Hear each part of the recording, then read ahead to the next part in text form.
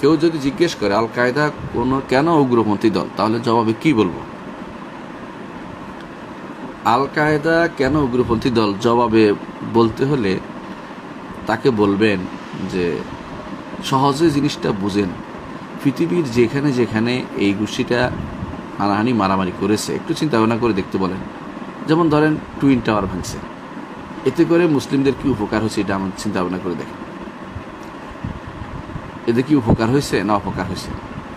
এরা জায়গায় জায়গায় নিরীহ মানুষকে মারছে।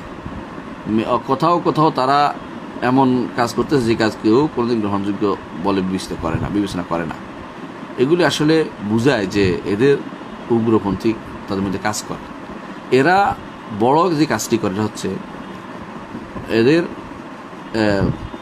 যেই কাজটি করা দরকার ছিল মৌলিকভাবে, সেটা হচ্ছে ইলম এবং আমলের প্রচার প্রসার। এটার থেকে দূরে সরিয়ে উম্মতে মুসলিমাকে সম্পূর্ণরূপে একটা অস্ত্রবাজিতে নামিয়ে দিচ্ছে। অস্ত্রবাজি যদি কোনো নিয়মতান্ত্রিক যুদ্ধ হতো, কোনো রাষ্ট্রপ্রধানের অধীন হয়ে, তাহলে আমাদের এগুলি বাধা ছিল না, কারণ এটা তাহলে অনুমোদিত। কিন্তু রাতের অন্ধকারে বা গোপনে মেরে ফেলা, কাউকে আক্রমণ করা, এগুলি আসলে কোনোভাবেই অনুমোদিত জিনিস হতে পারে না। কারণ আল কায়দার নামটা কে দিয়েছে? আল কায়দার নামটা কার অধীন দিয়েছে? কে দায়িত্ব দিল তাদেরকে? এটা নিজেরা কয়েকজনে মিলে যদি কোনো এরকম মিলিটেন্ট প্রশাসন কোথাও তৈরি করে, সেটাই তো হানাহানি মারামারি পায়, এটাই তো উগ্রপন্থী। এর চেয়ে উগ্রপন্থী আর কি হতে পারে বলেন?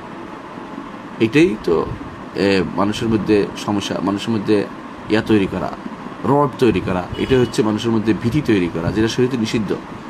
শরীয়তে এইভাবে হানাহানি মারামারি লাগিয়ে দেওয়াটাকে কোনোদিন ইসলাম অনুমোদন করে নাই। শান্তিকে প্রাধান্য দিয়েছে ইসলাম। কোথাও যদি যুদ্ধ হয় তাহলে সেখানে অংশগ্রহণ করতে পারে প্রত্যেকে, এতে কোনো নিষিদ্ধ ছিল না। ধরেন এক সময় আফগানিস্তানে যুদ্ধ ছিল, যেই যুদ্ধে সমস্ত আলেমরা একমত ছিল যে এখানে যুদ্ধ করতে হবে। সোভিয়েত ইউনিয়নের বিরুদ্ধে যুদ্ধ করেছে মানুষ, কিন্তু পরবর্তীতে এসে এরা এমন দিকে মোড় নিয়েছে যে এখন আর নিজে না অন্য জায়গায় যুদ্ধ করতে হবে, গন্ডগোল লাগাইতে হবে, আগুন লাগাইতে হবে, কোনো জায়গায় যে কাউকে মেরে ফেলতে হবে, কোথাও যে কাউকে আক্রমণ করে মেরে ফেলতে শেষ করে দিতে হবে। এগুলি তো অনুমোদন করে না ইসলাম। ইসলাম অনুমোদন করে না। এগুলি হয় রাষ্ট্রপ্রধান অধীন হতে হয়। নিজেরা কয়েকজনে মিলে বসে সেটা করা যায় না। আল কায়দা কোনো রাষ্ট্র স্বীকৃত কোনো রাষ্ট্রপ্রধানের কোনো কিছুই না। নিজেরা হানাহানি মারামারিতে লিপ্ত হয়ে গেছে এবং নিজেরা অস্ত্র ধারণ করছে, নিজেরা কিছু করে ফেলবে চিন্তা ভাবনা করছে। এই ইসলামে অথরিটি হচ্ছে ওইখানে যেখানে যুদ্ধ চলছে সেখানে শুধুমাত্র এটা করতে পারে। যেমন একসময় যুদ্ধ চলছিল, সেখানে যুদ্ধটা করেছে তারা, কিন্তু পরবর্তীতে সেটা যেদিকে মোড় নিয়েছে সেটা আর ভালো অবস্থায় থাকেনি, এটা একদম শেষ হয়ে গেছে। অর্থাৎ পূর্ববর্তী যতটুকু অর্জন হয়েছিল অর্জনটাকে তারা বিসর্জন দিয়ে দিয়েছে।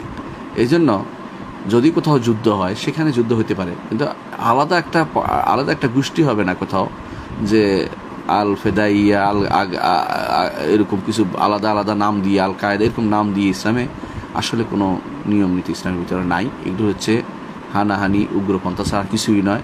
ইসলাম যেটা দিয়েছে সেটা হচ্ছে নিয়মতান্ত্রিক পদ্ধতিতে যুদ্ধ হবে। যদি কোথাও রাষ্ট্রপ্রধান পারছে না, তিনি ডাক দিয়েছে যে আমি পারছি না, আসো তোমরা সহযোগিতা করবেন, ততক্ষণ লাগে তিনি যদি কোনো নিয়মিত সেনাবাহিনী পারে নাই, অনিয়মিত সেনাবাহিনী ডাকছে, সাধারণ মানুষ ডাকছে, সেখানে যেতে হবে। তবে সেটা যেন ব্যক্তিকেন্দ্রিক কোনো একটা অজানা কোনো পতাকার নিচে না হয়, এটা খেয়াল রাখতে হবে। জানেন না এমন লোক, আপনি জানেন যে তার হাতে কোনো ক্ষমতা নেই, জানেন যে এটা করলে কিছুক্ষণ পরে আবার মুসলিমদের উপর আক্রমণটা ফিরে আসবে কীরকম? আপনি হয়তো 2 জনকে মারছেন, দেখা গেল আপনি আল কায়দার পক্ষে 2 জনকে মারছেন, ওরা দেখবেন পুরো এলাকা শেষ করে দিয়েছে। আপনি কতজনের জন্য বিপদ ডেকে আনলেন?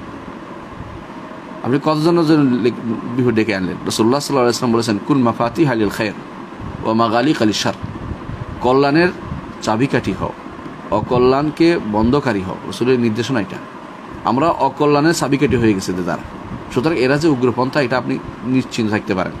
উগ্রপন্থা থেকে এই জন্য বেরিয়ে আসতে হবে। জায়গায় মানুষ কি করতেছে, অন্যায় করতেছে দেখিয়ে আপনি সেখানে বোমা মেরে দেবেন, কে বলছে আপনাকে সেটা করতে?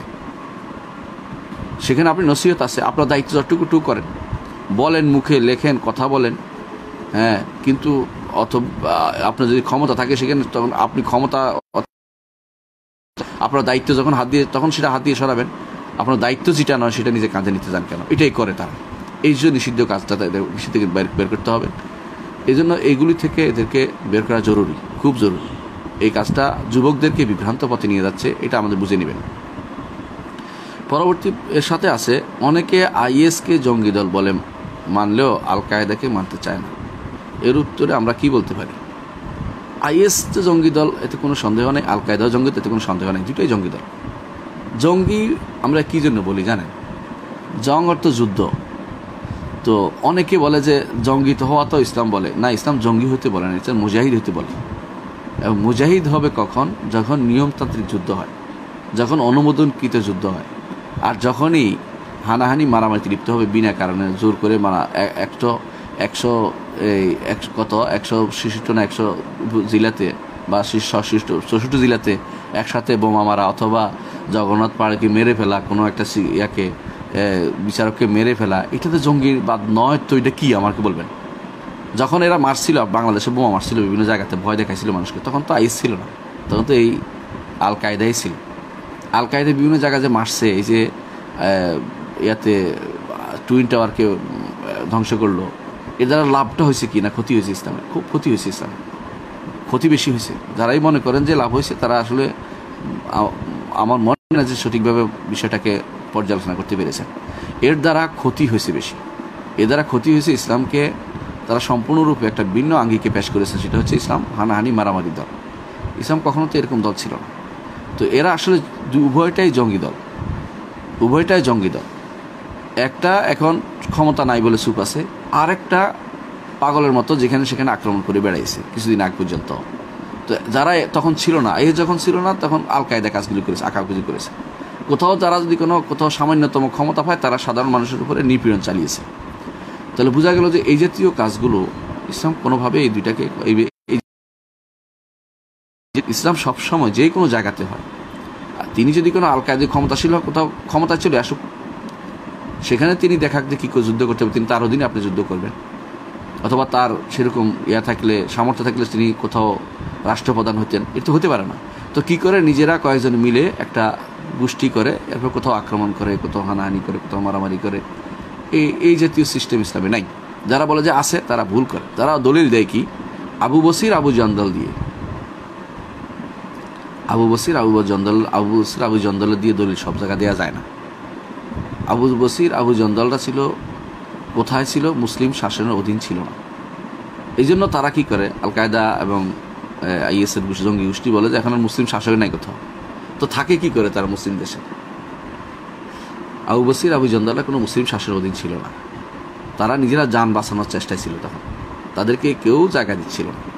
পরিবেশ কিন্তু এদের জন্য এরকম না। বর্তমানে যারা আছে, এরা দাওয়াতের কাজে ব্রতী হলে, যদি দাওয়াত দিত মানুষকে, মানুষ যদি ইসলাম গ্রহণ করত, প্রচুর পরিমাণে ইসলাম গ্রহণ করত, তাহলে কিন্তু আর যুদ্ধের দরকার নাই আমাদের যুদ্ধটা কিন্তু দাওয়াত কেন্দ্রিক।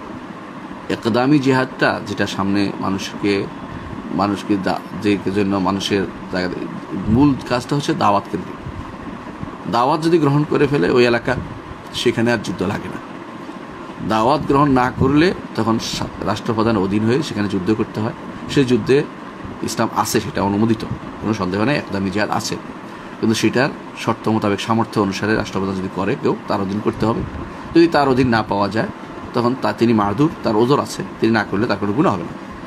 কিন্তু দিফারি জিহাদ তো আছে, দিফারি জিহাদ না করলে সবাই গুনাহগার হবে, রাষ্ট্রপ্রধান, সাধারণ মানুষ গুনাহগার হবে। তো সামর্থ্য অনুসারে, এটাও সামর্থ্য অনুসারে না হলে তারা ধৈর্য ধারণ করবে, শরীয়ত বলে।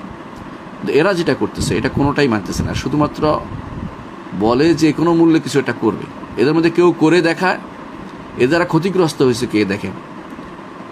আল কায়দা বা আইএস, এদের দ্বারা বর্তমানে এক চোখের সামনে আমাদের যে ক্ষতিগ্রস্ত হয়েছে, সিরিয়ার মুসলিমরা ক্ষতিগ্রস্ত হয়েছে, সুন্নিদেরকে আর রাখে নাই কেউ। এরা কিন্তু যুদ্ধ করছে, দুর্ভাগ্যবশত যুদ্ধগুলি সবই ছিল সুন্নিদের বিরুদ্ধে হয়ে গেছে। অনুরূপভাবে আইএস দেখেন, যুদ্ধ করে সুন্নিদের বিরুদ্ধে চলে গেছে, এরা শিয়াদের বিরুদ্ধে কিছুই করতে পারে না, কিছুই করে না। শেষ পর্যন্ত শিয়ারা ক্ষমতা দখল করে নিয়েছে ইরাকের। শিয়ারা সিরিয়াতে তারা অন্যদের উপর যুদ্ধ করার কারণে টিকে গেছে। বাদশার প্রশাসনের মতো কাফের প্রশাসন টিকে গেছে। কেন? যারা সুন্নিদেরকে মারছে বসে বসে। তো বোঝা গেল যে এরা আসলে কোনো সঠিক পথে নাই, এদের কর্মকাণ্ডে বুঝে তারা সঠিক পথে নাই, এদের নীতিটাই সম্পূর্ণরূপে ভুল নীতির উপর প্রতিষ্ঠিত। এরা যাদের অনুসরণ করে চলে এরা বেশিরভাগই হচ্ছে কোনো বিখ্যাত কোনো আলেমের অধীন কোনো কাজগুলি তারা করে না। বেশিরভাগই হচ্ছে এমন লোকদের যারা এই যে যেমন এমন লোকদের তারা অনুসরণ করে চলে, তারা বিখ্যাত আলেম বলে প্রসিদ্ধ ছিল না কোথাও। এরা বলতে পারেন যে কোনো দলীয় নেতা বা দলীয় গোষ্ঠী বা কোনো একটা দলের প্রধান হয়েছে, হানাহানি মারামারির প্রধান হয়েছে, কিন্তু এরা এখন এলমিদিন বলে প্রসিদ্ধি লাভ করে নাই।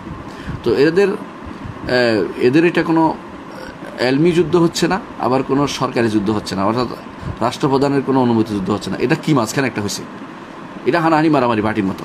এটা অনেক, এই জন্য এটাকে আমরা বলি যে এটা খাওয়ারিজদের কর্মকাণ্ড এদের মধ্যে প্রচুর পরিমাণে দেখা যায়। আমরা এদেরকে সবাইকে পাইকারিভাবে কথা বলি না, তো কর্মকাণ্ডগুলি খাওয়ারিজদের কর্মকাণ্ড এদের মধ্যে বেশি দেখা যায়। এরা অনুরূপভাবে যেভাবে কোনো কিছু নিয়ে আগে যোগে এরকম বের হইতো, যেমন খলিফাদের বিরুদ্ধে বের হইতো, উমাইয়াদের বিরুদ্ধে বের হয়েছে, ইয়াদের বিরুদ্ধে, আব্বাসীদের বিরুদ্ধে কিছু লোক বের হইতো, সরবিরা কিছুদিন পরে বের হইতো বা কেউ বের হইতো। এই জাতীয় জিনিসগুলো আসলে ইসলামী অনুমতি জিনিস নয়। এগুলি কোনো ভালো আলেমরা করেছে, কথার সঙ্গে না বুঝে করেছে, পরবর্তীটা বুঝছে যে ঠিক হয়নি কাজটা, পরবর্তী ঠিকই বলেছে। তো এরা কি করে, এরা আলেমও নয়, এরা সাধারণ মানুষ। এরা কখনো ইঞ্জিনিয়ার, কেউ বড় পয়সাওয়ালা, কেউ বা বিখ্যাত নির্মাতা, এই জাতীয় লোকগুলো এসে নিজের আবেগ, ধর্মীয় আবেগটায় কাজ করে কখনো কখনো তারা এই যুবকদের নিয়ে একটা খারাপ জায়গায়, একটা খারাপ মানসিকতা নিয়ে তাদেরকে তৈরি করতেছে, এবং এটা নিয়মতান্ত্রিক কোনো নিয়ম পদ্ধতির ভিতরে পড়ে না। এই জন্য আমরা বলি যে এটা আসলে শরীয়ত সমর্থিত জেহাদের অংশ নয়। এটা অনেকটা সন্ত্রাসী কর্মকাণ্ড। এ থেকে আমাদের যুবকদেরকে হেফাজত করতে হবে, নিজেরা সাবধান হতে হবে যে এগুলি আসলে অনুমোদিত বিষয় নয়।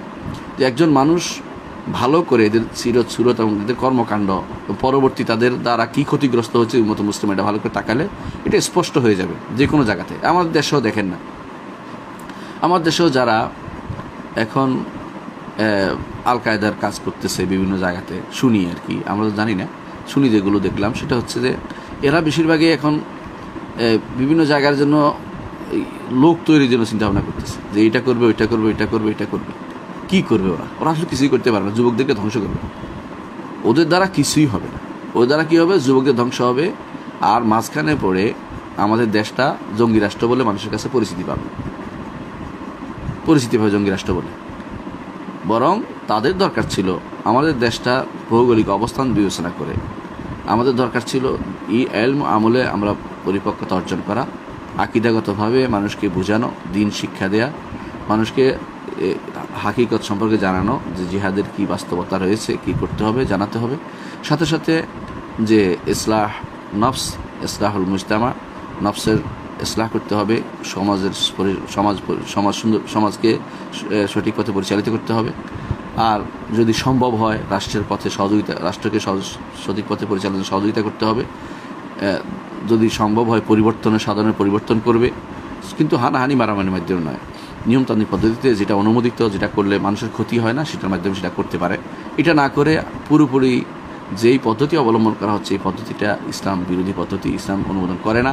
এই পদ্ধতির আবিষ্কারক যারা, তারা কখনো ইসলাম বুঝেনি, তারা নিজেরা আবেগ থেকে অথবা কোথাও মুসলিমদের উপর আক্রমণ হয়েছে এর উপর আবেগ তাড়িত হয়ে তারা এগুলি করছে।